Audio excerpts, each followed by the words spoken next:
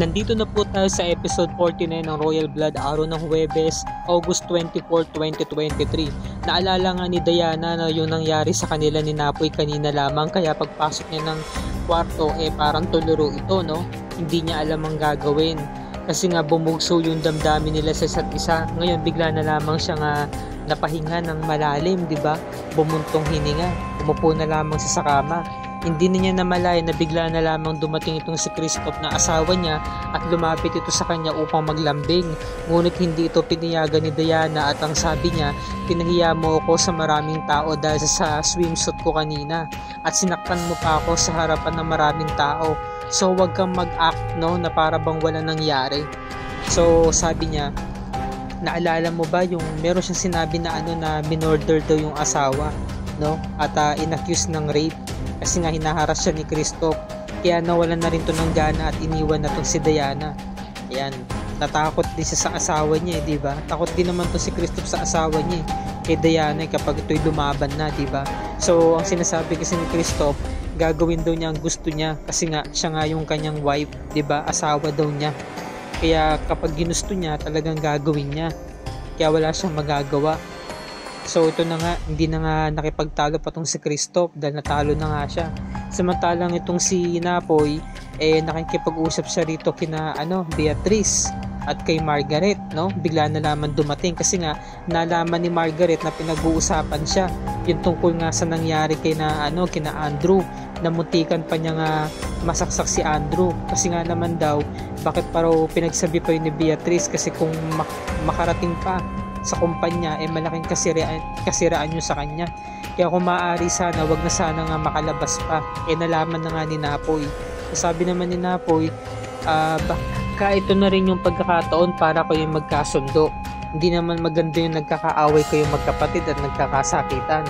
Sige na, magkasundo na kayo Margaret saka Beatrice, no? So sabi naman ni Margaret, naalala ko nung mga bata pa tayo, magkasundo naman talaga tayo noon So sabi naman ni Beatrice, pero noon yun, pero sinira ni Dad ang samahan nating magkakapatid simula nung lumaki tayo. Sabi naman ni Napoy, pagkakataon nyo naman ngayon, ba't hindi nyo pwedeng gawin, no? Wala na naman si tatay, patay na naman siya, matagal-tagal na rin naman, di ba? So sabi naman ni Margaret, no, bakit hindi natin subukan? So napapangiti na rin tong si Beatrice, no? So parang ito niya yata yung pagkakataon para pagbuklo din muli ni Napoy yung mga nasira niyang mga kapatid para ito yung magkasundo na, di ba? Nagbukas muli ang pintuan sa kanilang mga puso para tanggapin ang isa't isa. So ngumiti na rin to si Beatrice at sinabi niya, sige, subukan natin muli. Naalala nila yung mga bata sila, di ba, naglalaro sila ng dollhouse. Samantala dumating itong si Christoph at natatanaw sila sa malayo. Nagtataka siya, ba't nga naman nakikipag-entertain yung dalawa sa bastardo? So tinawagin niya si Margaret. Wala na siyang pakialam kay Beatrice dahil si Beatrice sa kasi Napoy magkasundo na Tinanong niya si Margaret, ba't nga naman daw siya nakikihalubilo pa kay Napoy sa bastardo yun? Nahawa ka na ba kay Beatrice? Sabi naman ni Margaret, no, ba't kaya hindi ka na lang sumama sa amin? You can join us. Pag-usapan natin. Pinag-uusapan lang naman namin mga bagay-bagay, no? Yung mga panahon na magkakasundo kami magkakapatid, no? So pwede mag-share ka rin naman ng kwento sa amin. Mag-usap tayo, tayong mga magkakapatid, di ba? So tinatawag ni Margaret itong si Christoph, no? Sabi naman ni Christoph, tinang ko lang kung magkasundo pa kayo once na malaman mo yung sikretong tinatago ni B ilang taon na. So alam ni Christoph pala yun, yung sikreto ni Beatrice. Kasi nga di ba silang dalawa dati magkadikit, nagtutulungan nila si Margaret. So lumapit na siya. Ayan. So sabi naman ni Napoy, sige na, tol, mag-usap tayo. Tapos iniwan muna ni Napoy kasi tumawag sa kanya si Otep. Ngayon sinabi ni Christoph yung tungkol nga sa nakaraan nila. Sabi niya, B, Margaret, di ba alam na may sikreto tong si B? Inagaw niya yung dati mong nobby na si Elliot, remember? Bago mo nakilala si Efren, di ba, si Elliot muna. So yun, nagulat na tong si Beatrice. Samantalang itong si Emil sa si Otep magkasama. Tapos na nga yung investigasyon nila sa opisina nga ni Sargento. At sabi nga ni Otep, meron ako pinadala mga pictures sa'yo, Napoy. Nakita mo na ba? Sabi ni Napoy, ay hindi ko pa natitignan Kasi abala ako dito sa pagkakausap sa mga kapatid ko. Alam mo ba, parang magkakasundo niya yata kami, sabi naman ni Otep. Ganun ba? O ganun, na-istorbo pala kita pare, pasensya na sa istorbo kasi meron akong nakitang hiringgilya. Yun palang ginamit sa paglagay ng ethylene glycol doon sa alak na iniinom ng tatay mo.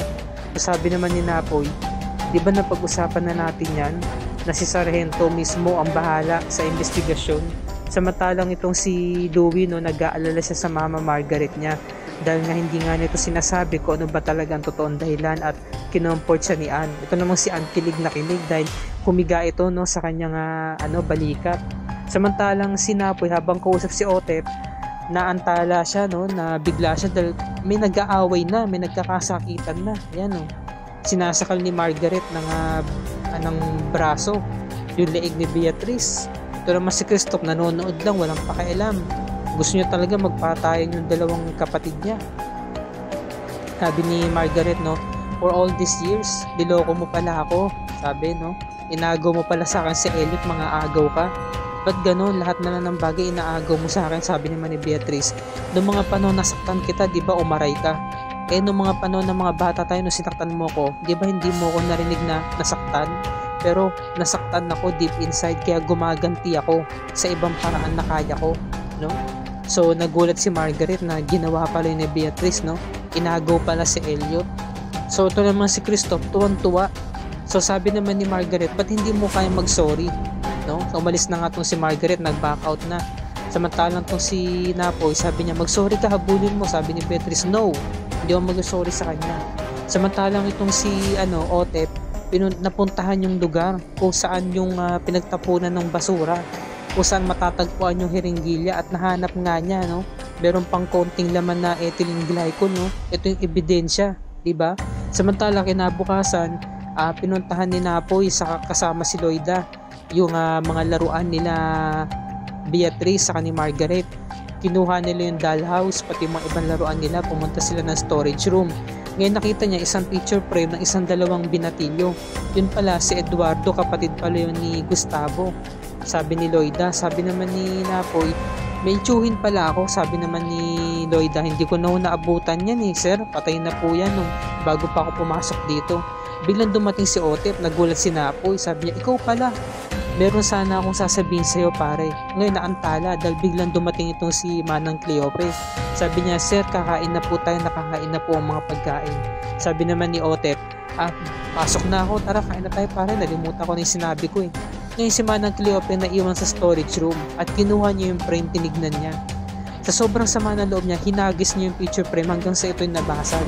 So ano kaya ang connection ni Manang Cleope dito kay Eduardo? Tingin ko parang ginasa ni Eduardo itong si Cleope ng mga panahon yun. At ang anak nila, walang iba kundi si Margaret. Samantalang itong si Andrew, may mga nakasave pala siyang mga sex video and photos sa laptop. Ang ginawa niya, dinilit niya na yung lahat, pero bago niya i-delete yun, kumuha siya ng flash drive at isinave ito sa laman mismo ng flash drive para meron siyang kopya. Hanggang ngayon hindi pa rin siya makamove on, samantalang nag-usap na nga sila ni Beatrice na i-delete na lahat ng mga ebidensya. Huwag na sanang balikan pa. Ito kasi si Andrew, hindi siya makamove on. Gusto niya talagang balik-balikan yun kasi nga napaka-pervert niya. Samantalang nung umalis na si Andrew, biglang dumating si Margaret at kinalikot ni Margaret yung laptop nito ni Andrew, kasi nga naiwan niya itong nakabukas. Yan. So may malalaman natin kung meron siyang mahahanap dito o wala. Kinakalikot niya hanggang sa nakapunta siya doon sa may desktop. Pagtingin niya ng desktop, wala namang laman kasi nga nabura na nga lahat ni Andrew at nakasave ito sa may flash drive. Samantala may nag-text sa kanya kaya siya umalis, merong anonymous number. Ang sabi sa text, punta ka sa Playhouse. Ayun pala, nagulat siya, pagpunta niya ng Playhouse, nandoon pala si Beatrice, pati yung mga laruan nila nung sila yung mga bata pa, nandoon, pati yung sirang dollhouse. Ayun pala, alam ko na, kagagawan ito ni Napoy, yung anonymous number na yun, si Napoy yun, kasi gusto niyang pagtagpuin yung dalawang magkapatid sa Playhouse. Tinext din niya si Beatrice na pumunta ng Playhouse. Samantalang itong si Tasha, kinompronta itong si Diana, at ang tanong niya, dati mo bang nobyo si Napoy? May nakaraan ba kayo? ba't ayaw mong sagutin ang tanong ko? So ito naman si Diana, tapos na siya, no? Pagod na siya sa kanilang bangayan. Here we go again, sabi niya. Pwede ba wag mo na akong patulan? So sinampal niya tong si Tasha, no? Deserve mo yan, Tasha. Buti nga sa'yo. Ayan.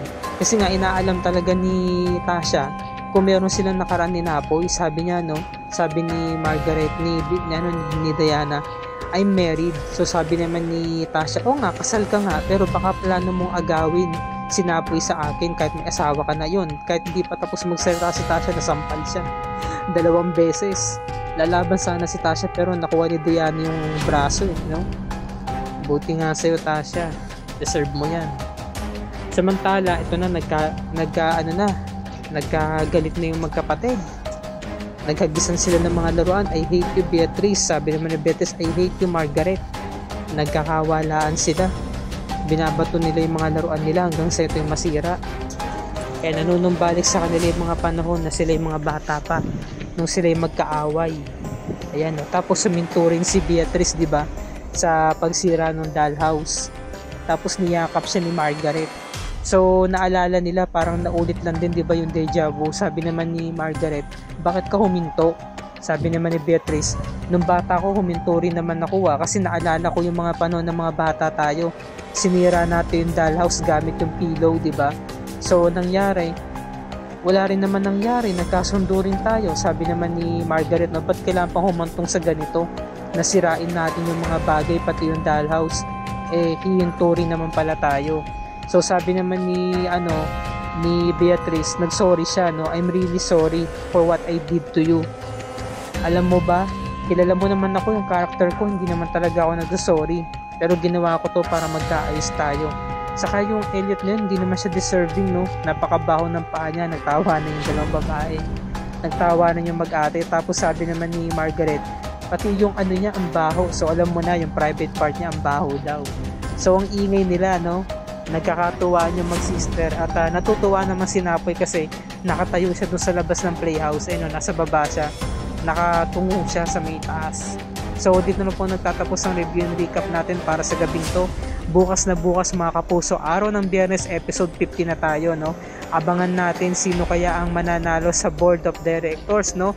Yung mga botohan nila upang merong umupo na bagong CEO sa Royal Motors. Sino kaya sa 4 na magkakapatid na Napoy, Christoph, Margaret at Beatrice ang mananalo sa botohan, no? At tatanghaling pinakabagong CEO and President ng Royal Motors, at saka yung pagpapatuloy ng investigasyon, di ba? Matutukoy na kaya kung sino talaga ang killer ni Gustavo Royales, at magkakaroon pa kaya ng interest dito si Napoy para pasukin muli ang investigasyon. Samantala, tuluyan nang natukoy ni Margaret kung sino ba itong kabit ni Andrew. Nahuli niya na, at ito'y walang iba kundi si Beatrice. Mapapahamak na naman ang buhay dito ni Beatrice dahil sinabuyan siya ng mga ahas. Dahil sabi nga ni Margaret, ahas ka talaga kahit kailan. Inagaw mo yung mga mahal ko sa buhay. Makakaligtas kaya si Beatrice sa pagkakataong to? Ngayon napaliligiran siya ng mga ahas. Yan ang dapat natin pakatutukan bukas, mga kapuso, no? Dahil alam naman natin na talagang kaabang-abang ang bawat eksena dito sa Royal Blood. At dito na po nagtatapos ang ating review and recap para sa gabing ito. Kung bago ka pa lamang sa aking channel, i-like mo ang video na to, i-share mo na rin sa iyong social media platforms, i-hit mo na rin ng subscribe button with notification bell icon para lagi ka updated sa mga episodes ng Royal Blood and other GMA shows tulad nito. Maraming salamat sa inyo panonood, mga kapuso, and God bless us all.